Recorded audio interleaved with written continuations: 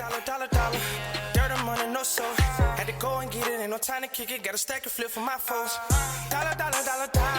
Please tell me you can hear me. Don't turn your back and don't neglect me. Just let me know if you need me. Dollar. Let me watch out for my partners. Keep my money long, get my team strong. Let me run away from my problems. Yo, what's good, original crew? It's your boy DJ Nuke, your girl. Scare-A-Thon. We're back on the channel with more Mr. Ballen. Hey, shout out to all y'all, to be real, who be hating on me. Hating on who? Me. Every time it's Mr. Ballen, I get a hater every time. What they be saying, baby? You only grow when your haters. That's how you know you achieving some things, when you start getting some haters. But it's your boy DJ Nuke, your girl. Scare-A-Thon. Back on the channel. Oh, we already did all that. Did we? Yes. See, you But all we got discombobulated. Come on. today, man. We got top 3 scariest forest stories. Halloween Scare-A-Thon. This is part 1. You ready to get scared? No, I don't do scary, but I'm ready. We have been doing scary. But I don't do it. I just been taking, I'm about to say, I just been taking it for the team. Pause. You gotta pause though, see. You gotta pause now.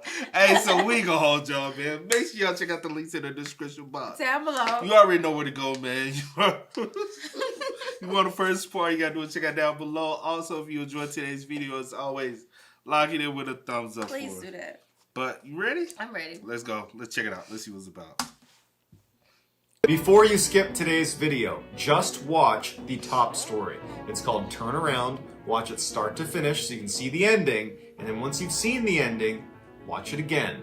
It is so creepy when you know what was actually going on the whole time they were there. But before I get into today's stories, if you're a fan of the strange, dark, and mysterious delivered in story format, then you come to the right channel because that's all we do, and we upload 3, 4, even 5 times every week. So if that's of interest to you, please offer to spot the like button on their next set of bench press, and then as soon as they start to fatigue, walk away. Also, please subscribe to this channel and turn on all notifications so you don't miss any of our weekly uploads. All right, let's get into today's stories.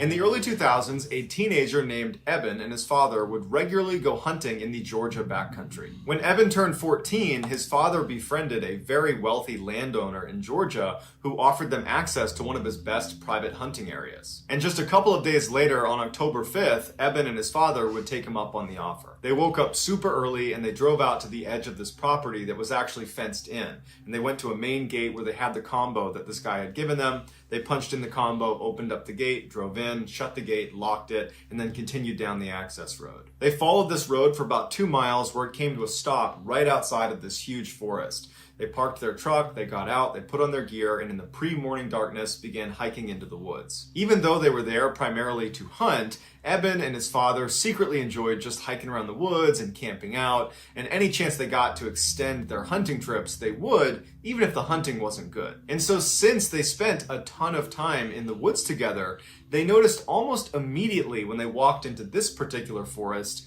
that something was off. There's no birds, there's no animals. Silence. It's just totally silent. The only sounds they heard that were not them was a single plane that passed overhead. Although they found this very odd, they figured, you know what, this is private property, not a lot of people are out here. I'm sure as soon as we showed up, the animals were aware of us and they've scattered. They finally make it out. But the birds? No birds. No birds at all. That's the part that creeps me out the most. I'm like, y'all in the woods, y'all in the wilderness. No birds at all. I love waking up, you know what I'm saying? That's just something. You grow up down south, small town. You grow up, especially on Saturdays, you hear the birds chirp, you know what I'm saying? Go outside in the morning time, just, getting that breath of fresh air. You don't see nobody. You just hear the birds chirping and just... Yeah.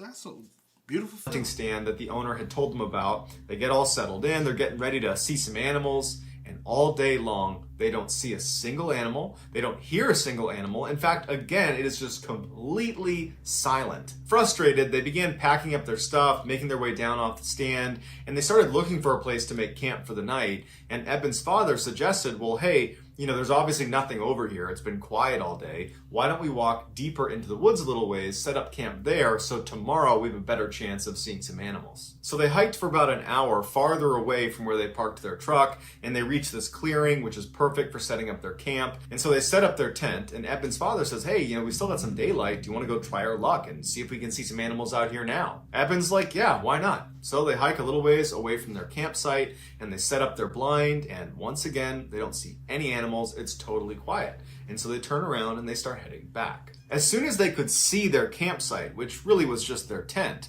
they noticed that their tent was now collapsed. And Eben's father turns to him and says, oh, it must have been the wind.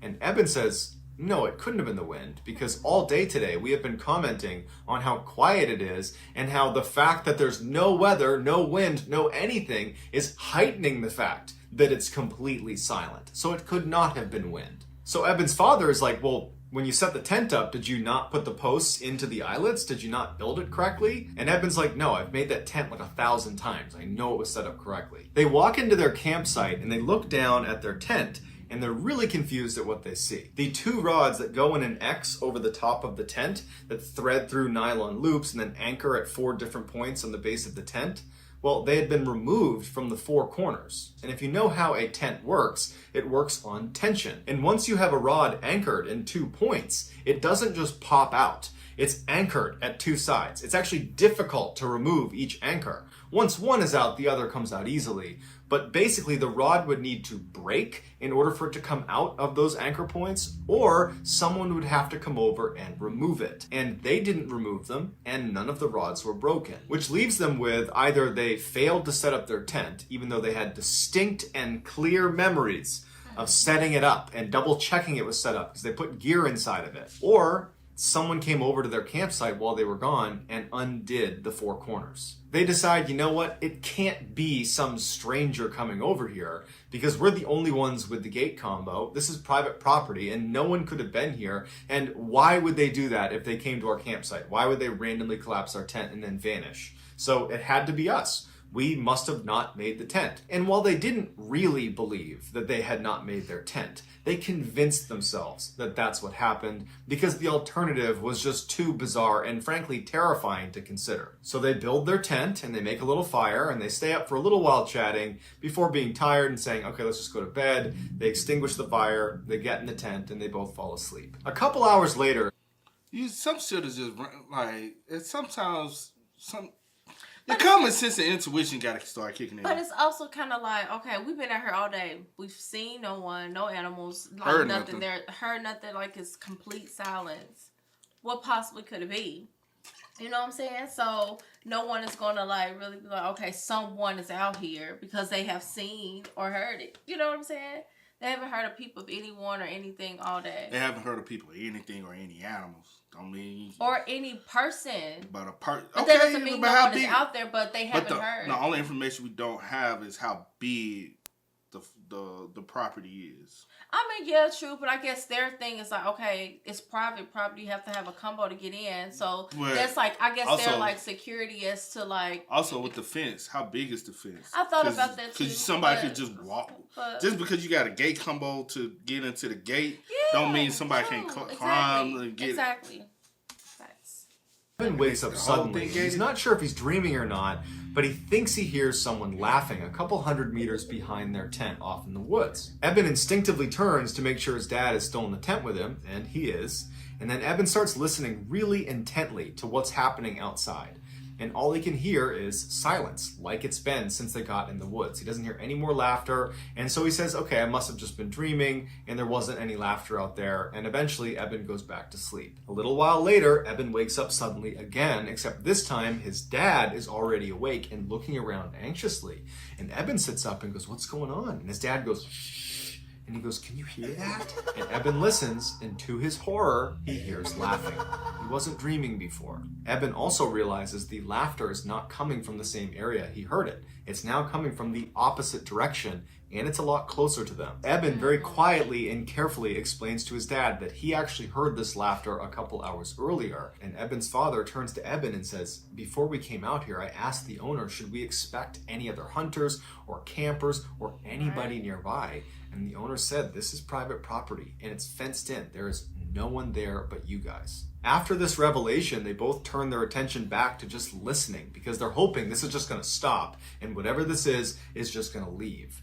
But it doesn't leave. They hear footsteps running towards them from way off in the forest. And it's so quiet, it's really easy to hear these footsteps. And whatever this is charging towards them. And then it comes to a complete stop right at the edge of their clearing. At this point, Eben is now grabbing onto his father. Eben's father is holding onto his rifle and he's getting ready to open the tent to confront whatever is out there. And right before he grabs the zipper, this person, whatever it is, starts laughing again. And it's practically right on top of them. It's so loud. They can hear it clear as day right there, right outside their tent. And Eben's father takes a deep breath. He grabs the zipper and as soon as he begins moving it, the sound the zipper made causes the laughter to stop. They don't hear footsteps, so they know probably something's still out there. But the laughter stops like it's recognized that they're making noise. They're right there. There they are. They're in the tent. Eben's father freezes with his hand on the zipper, and he's debating whether he should go outside or not. And before he can even make that decision, whatever this thing is turns around and runs back into the woods, and it's just gone. And for several minutes, they just sit like that in total silence, praying that whatever this is gone for good.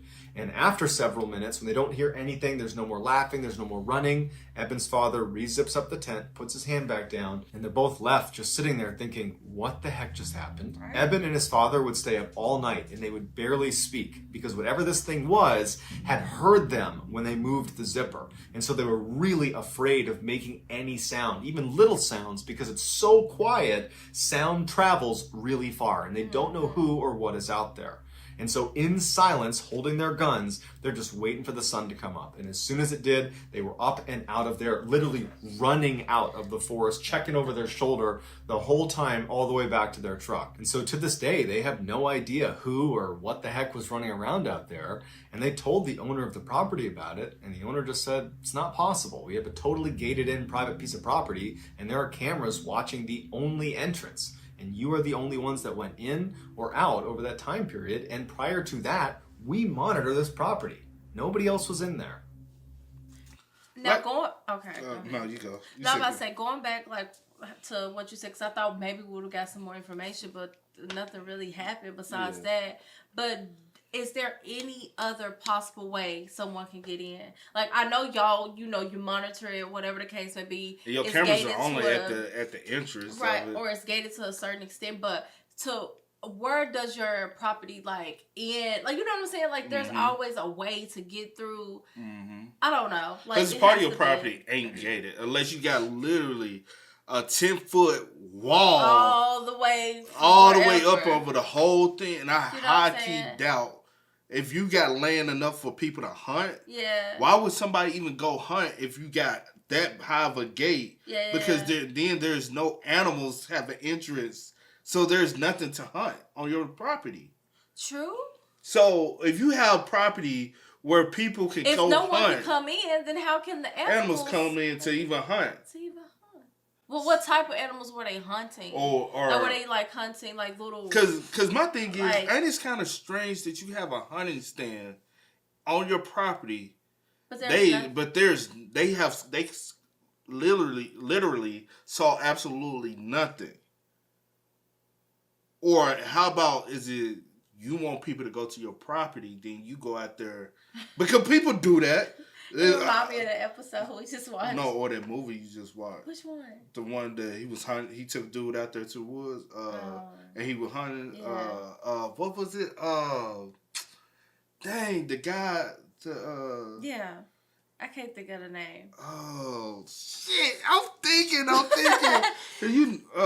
I guess it depends on what type of animals they were trying to hunt. Because if it was small animals could get it through anywhere. You know what I'm saying? Piss.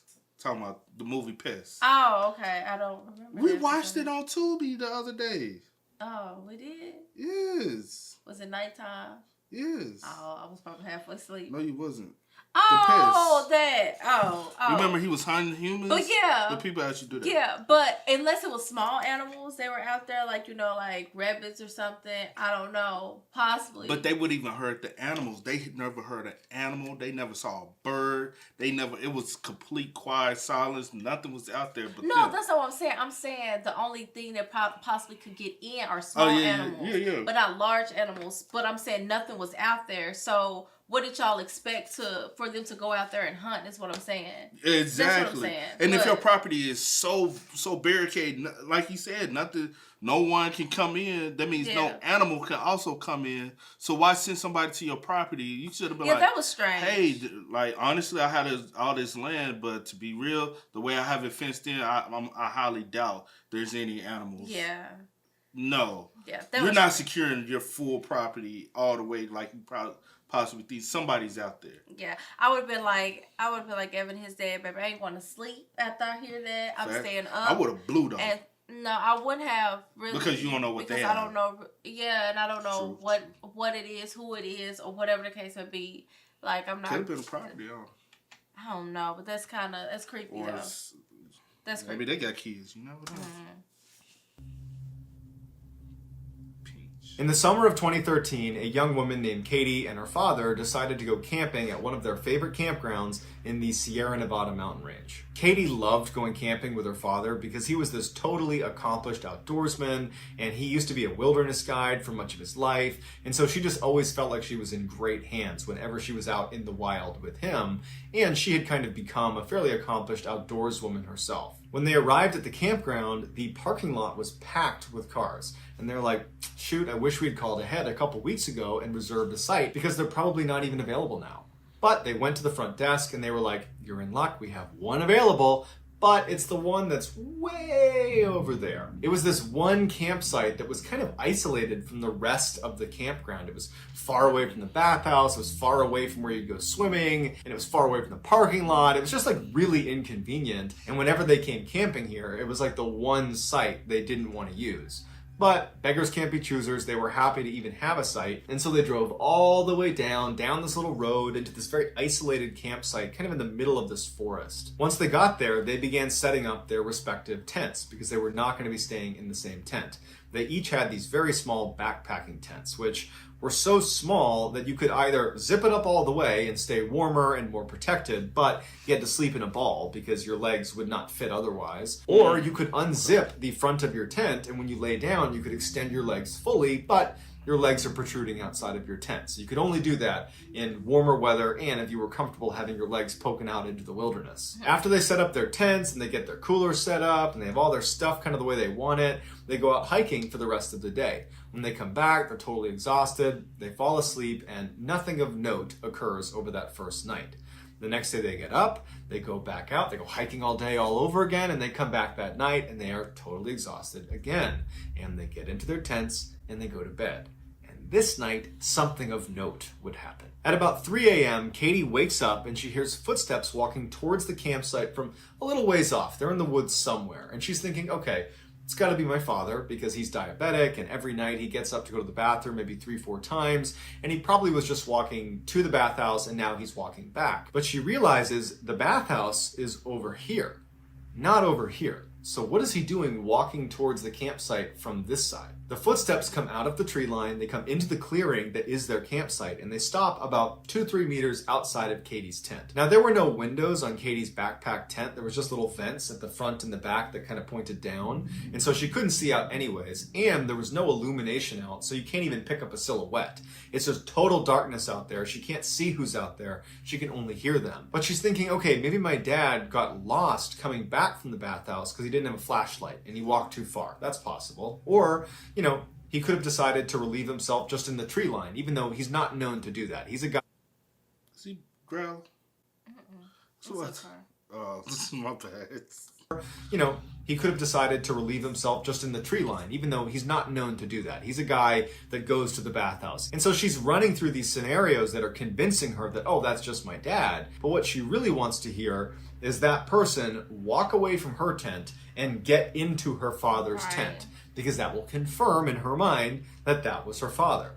And so she's sitting here waiting for that confirmation. And she hears the footsteps again, but instead of walking around her tent to her father's tent, this person walks right up against her tent very quickly. And they clearly begin leaning over her little tiny tent because she can hear them breathing right above her. And this is when she realizes, that's not my dad. And as she's having this terrible revelation that some stranger is outside her tent right now, she has an even worse revelation. It was a warm night that night, so she was sleeping with her tent unzipped and her legs poking out the end. She musters the courage to begin slowly retracting her legs back inside of her tent. But before she's able to do that, this person stands up, turns, and starts walking towards the base of her tent where her legs are. She's completely frozen and terrified about what's about to happen. But this person doesn't stop at her feet. They keep moving and in fact start circling her tent. But because they were making a lot of noise and walking around her, it allowed her to pull her legs back into her tent without, this person hearing her.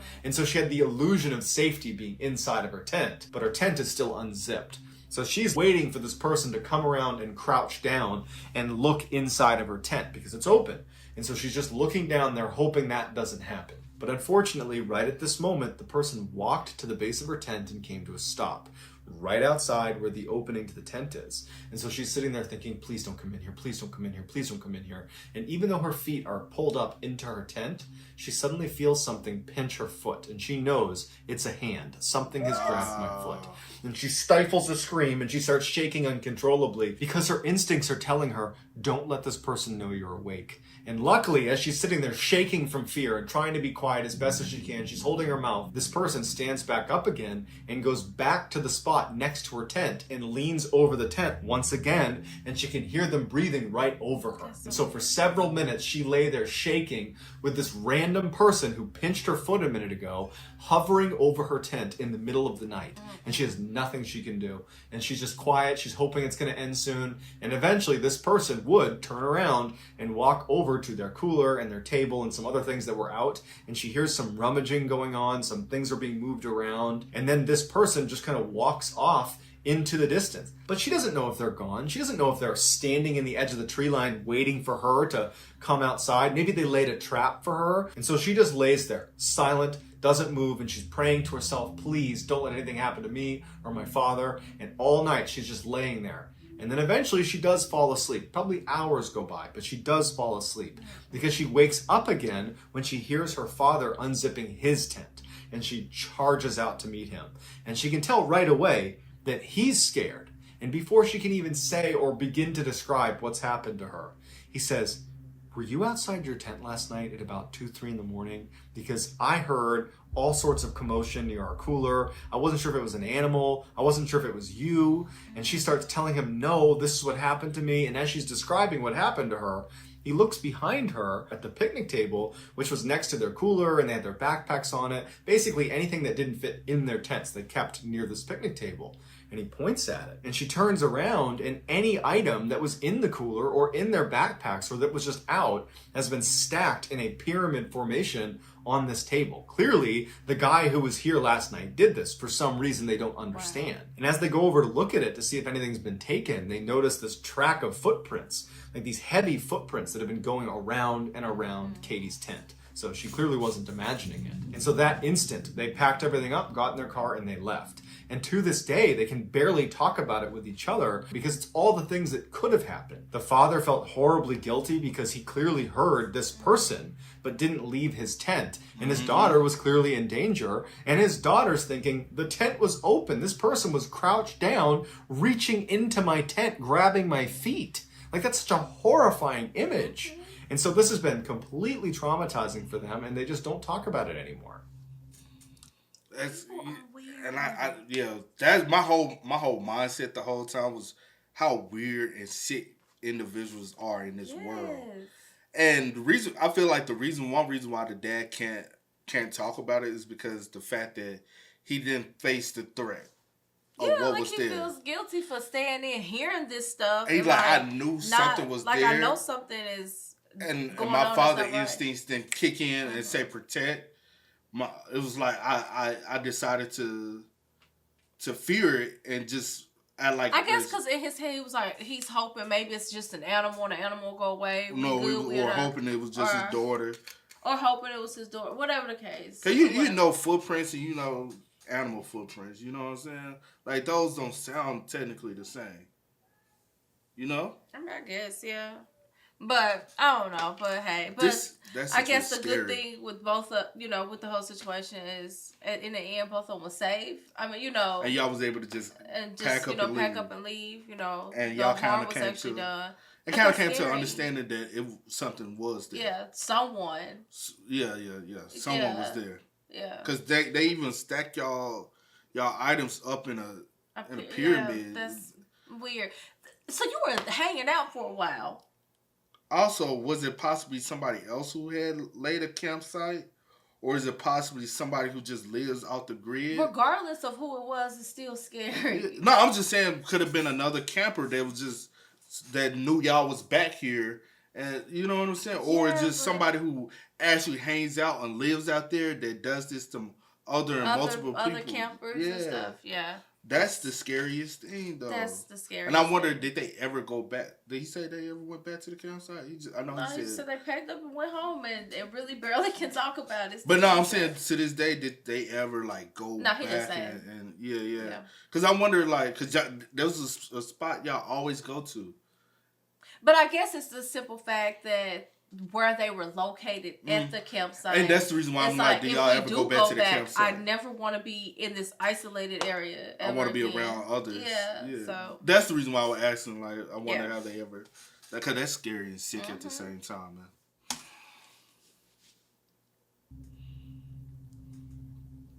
From the 1950s until present, a Canadian family has owned this very isolated cabin in the middle of the Ontario backcountry. It was the only property on this very small lake. There was 2 others across the lake, but they were pretty far away. And with the exception of the side of the cabin that was facing the water, the rest of it was surrounded by really dense forest that went on for quite a while. About 2 miles away from this cabin, on the other side of this dirt road, was this huge wildlife reserve that was pretty much just a huge forest that was protected. And anytime the family was visiting this cabin, the kids would at some point go into the reserve and go explore. In 2001, when the family was at the cabin, the kids were across the road over at the reserve, and they decided to walk down this particular trail that they hadn't seen before, and they just started walking. And for about 30 minutes, they're seeing new areas they hadn't seen before, and then they come to this clearing, and there's all these abandoned houses. At first, there was a little debate about whether these were actually abandoned because they did look like they were in pretty good condition. But when they walked a little bit closer, it became very clear that nature is reclaiming this land. Grass is up to your waist.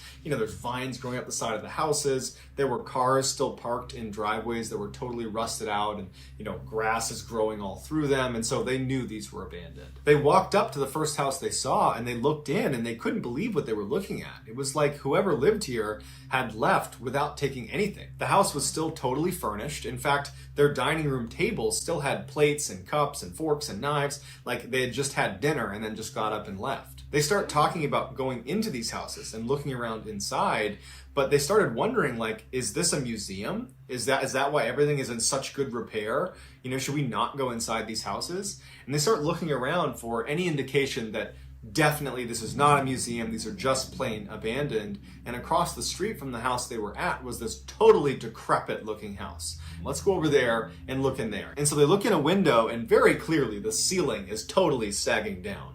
And the first floor is buckling completely, and there's clothes and shoes scattered everywhere. And so for them, this was confirmation that this is no museum, these are abandoned, we can totally go look around inside. And so it sounds like a community, or maybe hurry up. They all had to hurry up and leave because something was going on, or from the sounds of it, yeah. Because nobody just that's awkward. Next couple of hours, the kids explored all the houses that looked structurally sound, that weren't going to collapse on them. And it was just fascinating. There was all this stuff that was left behind that was fairly valuable. And they didn't take anything. They just thought it was very cool. And after a while, they decided they had seen enough, and they turned around and headed back to their cabin. After they got back, they told their parents about what they found. And their father was like, man, that sounds awesome. I want to go check that out. And so that day, they went right back over to the abandoned houses. The first house they showed him was the really decrepit looking one where the ceiling was sagging and there was women's shoes and clothes all over the ground to show him for sure these are abandoned, because we had some doubts at first too. These are definitely abandoned. So they look at that house, and then they went back to the very first house they saw when they walked into this complex, the one that was in great condition and had the dining table still set. So they go inside and they go upstairs and they find this bedroom that, like everything else in the house, is totally intact. You got pictures on the wall, it's fully furnished. There's even still sheets made on the bed, in the pillow. It's got a head imprint from whoever was there last. And at the foot of the bed is this beautiful fur coat. And the father walks over to it and he looks at it and he's like, this is real fur. This is a really expensive coat. I want to take this for our family. But before he took it, he had a hesitation. Is this really abandoned? You know, if someone had been here, they would have seen footprints all over the house just because there's grime all over the ground. And they can clearly see their footprints from where they've just come in. And he's like, no, this is just a weird situation. It's definitely abandoned and finders keepers. And so he picks up the jacket and he says, I'm going to give this to mom after I clean it up. And so with the jacket in hand, the father and the kids explore the rest of the house. And when they go outside, they realize it's starting to get late and it's probably time to head back. And so they turn around and they start walking away from these houses towards their cabin. And they get about 50 or 60 meters away when one of the kids said he just had this weird sense that they were being watched. And so he turns around and he's shocked when he sees there's an old woman standing in the bedroom that they had just been in, where the fur coat was. She's got a loose bun on the top of her head. She's got this blue shawl on her shoulders over a cream blouse, and she's glaring at them. When the kid saw this woman, he made an audible gasp, and the rest of the group turned around too and saw this woman in the window. And the feeling was guilt. They're like, oh my goodness, we just stole from this poor woman who lives in this abandoned house. And so right away, the whole group starts walking right back towards the house. They're going to give this jacket back. In fact, the dad is like, I'm so sorry. I shouldn't have taken this. I'm sorry. And as they're walking back towards the property, the woman in the window who hasn't said anything just turns around and walks back into the main part of the house. Baby, no. I would. My bad. Oh no, I would have said nothing to her. I would have just threw the coat back in the house and ran on back I would be like, coat. Y'all come get it. Look, it's on the front porch. No, but maybe they want to like come in contact with her and actually talk to her and apologize. And let them know like, hey, we thought this or just was even discuss things like, hey, we didn't think anybody was out here. And maybe like, get some information about yeah. So that sounds good. Sounds real good. Hey, it's your civilized, your civilized voice in your head and say, hey, everybody's friendly. Put that black voice in your head and say, hell no, get the fuck up out of here. You know.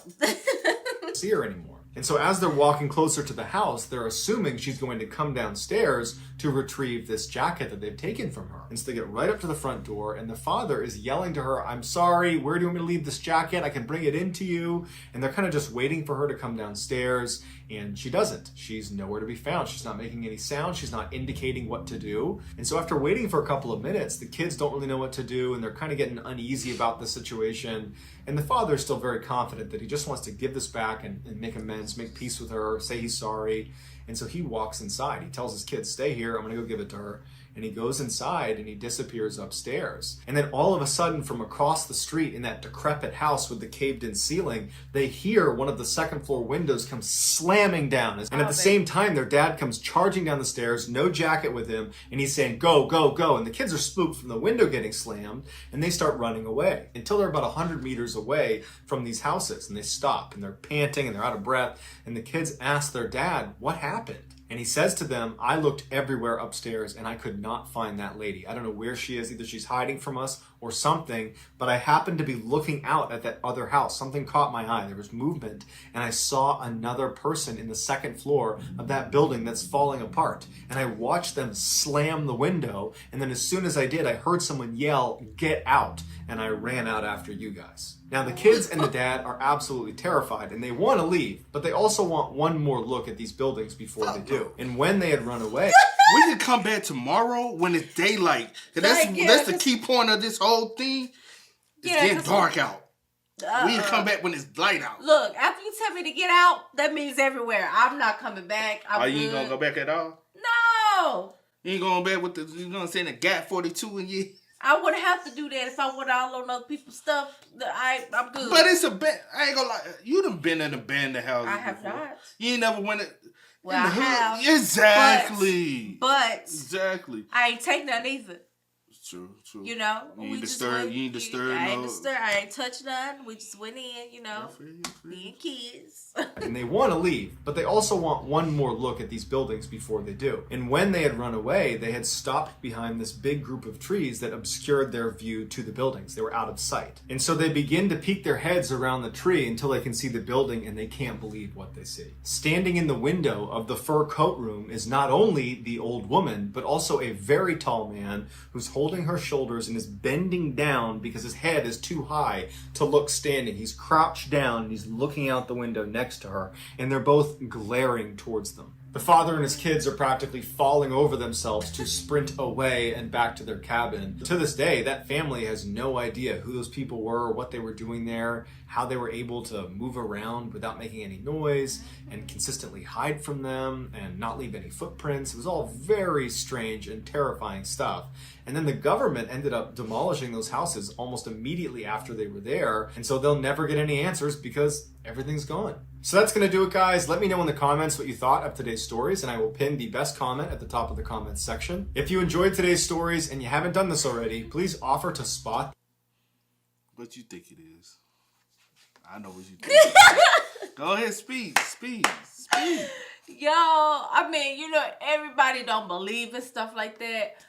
But if it wasn't people, if there really wasn't anyone there. But no, listen, hear me out. Talking about living beings. Living, like hear me out. Like actual, like physical, I could touch you. In the physical form. Listen.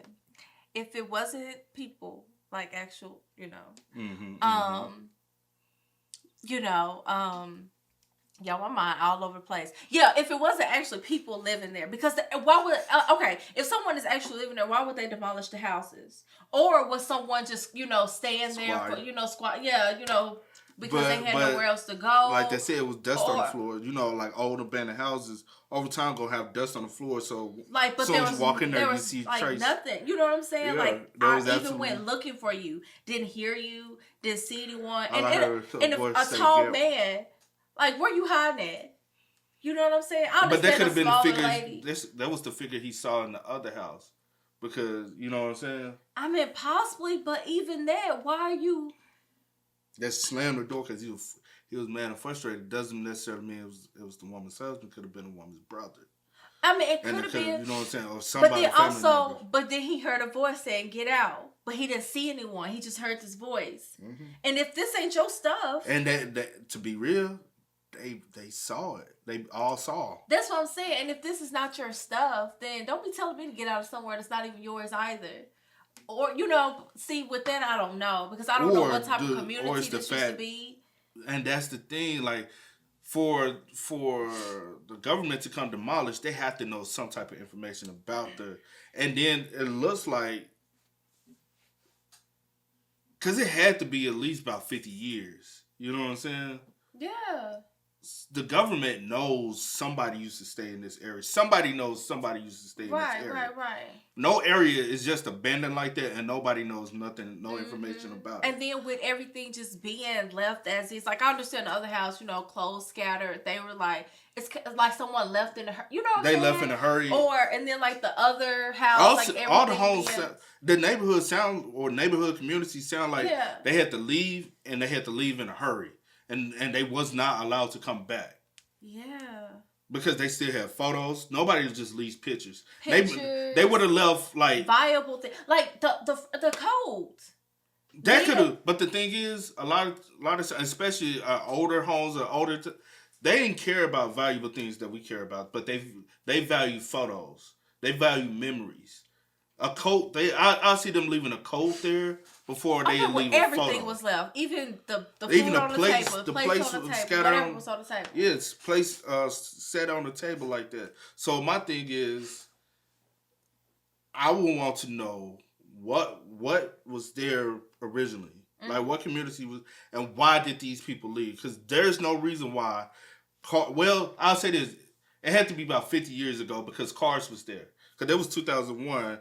they said the family had since 1950 had their cabinet, and they like nobody was on this property and land, but they never really knew who was trail. there. They never saw this trail there. So maybe someone like if the came and like tore down some trees or something, which left it more open for them to be able to see things, or this trail, whatever the case may be. I wonder how old those houses like really are. Like how old?